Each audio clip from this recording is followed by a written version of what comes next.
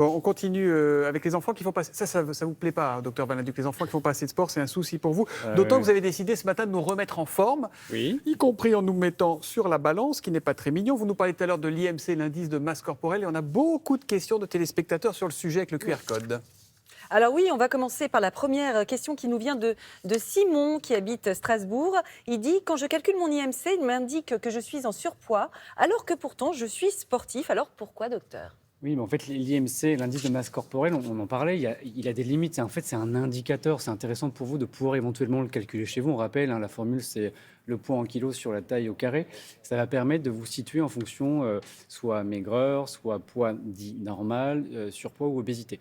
Mais c'est un indicateur seulement, il a ses limites, et c'est le cas lorsqu'on est sportif et qu'on a beaucoup de muscles. L'IMC va être augmenté. En revanche, peut-être que ce monsieur, ce qui est d'ailleurs c'est sans doute le cas, n'a pas de masse graisseuse au niveau du ventre. Juste, je ne sais pas si on peut avoir le petit panneau pour calculer son IMC, c'est le poids Ouais. Sur la taille Donc, au carré. moi, je fais 1m98, je Attendez. fais 1,98 au carré, Oui. c'est ça C'est ça, 1,98 au carré ou 1,90 fois 1,98 c'est ça, C'est quoi votre 1,98 poids fois 1,98. Moi, je fais 32 kilos à 1m98. Je vais essayer de vous calculer tout Donc ça. voilà, 32 kilos, bon, divisé par Je fais pas du tout 1,90 fois 1m98 non plus. Je n'ai rien voulu dire, Thomas. Je fais 1m75 ou 70 kilos. Eh ben voilà. Non, mais pour revenir à la question, moi ça m'intéresse effectivement. C'est-à-dire que si on a beaucoup de muscles, notre IMC peut Il va monter être dans les tours et on ne donc, s'inquiète pas. En fait, l'IMC, voilà, ça peut être une porte d'entrée pour aller voir votre médecin si vous le calculez chez vous. Mais voilà, il y a plein d'autres éléments qui vont nous permettre aussi de compléter ce bilan. Notamment, on en parlait aussi, le tour de taille, c'est un indicateur supplémentaire. Et puis, on ira faire des bilans également, oui. Ben justement, sur le tour de taille, on a une question que vous pose Alice de Montpellier. Ça, on s'est tous un peu posé. Pour mesurer mon tour de taille, faut-il que je sois en inspiration ou en expiration? On rentre le ventre, là, comme quand on fait semblant de En fait, on est en expiration normale. C'est-à-dire que vous avez fini vos poumons et vous êtes... voilà, vous respirez.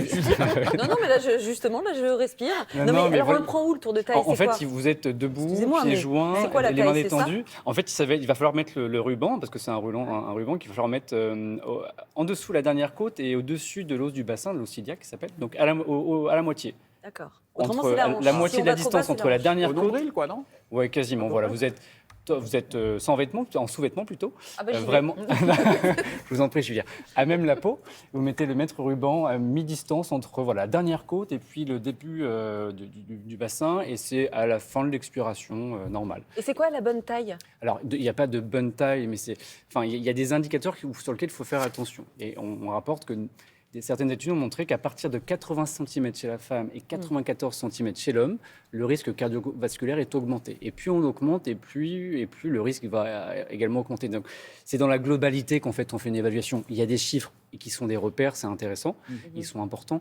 Mais voilà, comme toujours, c'est la globalité. La photo globale Voilà, qui ne paniquez pas s'il y a un chiffre ou, comme tout à l'heure pour le monsieur, avec une IMC trop élevée, on fait un bilan global et on avise. Alors, comment utiliser le Nutri-Score pour choisir mes aliments? C'est la question de Sylvie. En fait, le Nutri-Score, il y a 5 lettres A, B, C, D, E qui vont d'une couleur verte à une couleur rouge. Et d'ailleurs, c'est un programme qui a été mis en place par le Programme national nutrition santé. Ça va vous permettre notamment de comparer, lorsque vous achetez vos céréales dans les magasins, de pouvoir comparer deux types de céréales. Et il est préférable de s'orienter plutôt vers le vert. Le but est de limiter les apports en acides gras, en sel, en sucre. Maintenant, s'il y en a qui sont étiquetés orange, il ne faut pas les fuir non plus. Vous avez le droit de temps en temps d'avoir... C'est de la mesure, quoi, comme toujours.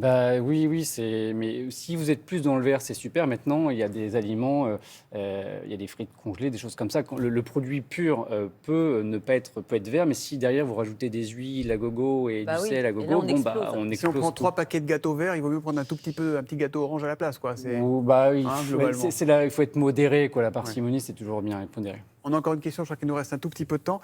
Faire attention à son alimentation et faire du sport, est-ce vraiment efficace pour ne pas prendre du poids? C'est Joy de Nanterre dans les Hauts-de-Seine. Alors, le surpoids... Génial, Ah oui, mais oui. Joy, évidemment. En fait, le surpoids et l'obésité, alors effectivement, principalement, c'est surtout soit un excès d'apport et un défaut de sport. Mais il y a le surpoids et l'obésité, on peut l'avoir également ça peut être multifactoriel, ça peut être génétique, il peut y avoir une composante aussi psychologique, une maladie chronique, donc il y a plein de choses. Maintenant, oui, bien sûr, l'alimentation, le sport, ça va être bénéfique aussi bien sur le préventif. Et sachez également que sur le curatif, une perte de 5 à 10% de poids, déjà vous allez récupérer d'énormes bénéfices sur votre santé, sur les articulations et la respiration.